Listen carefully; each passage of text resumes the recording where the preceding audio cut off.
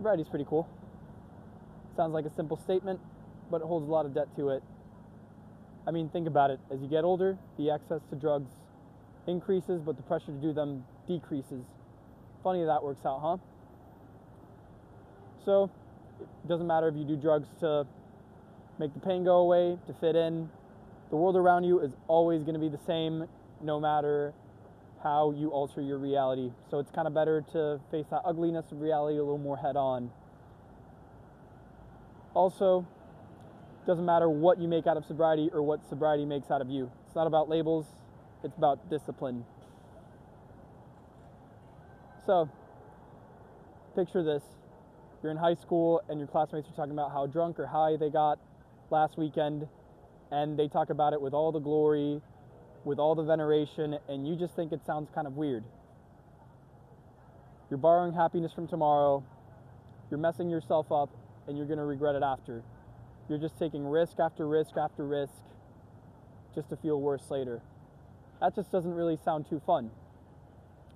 It's something you do to belong in the social hierarchy, to use all these drugs because you want to be somebody within those circles.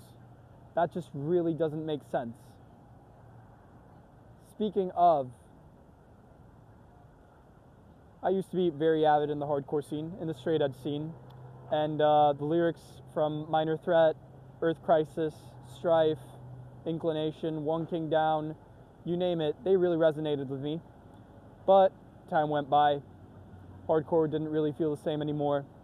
I was listening to different stuff, hanging out in other circles, and eventually one date turned into a little slip up and I tried something called beer. Tasted pretty bad.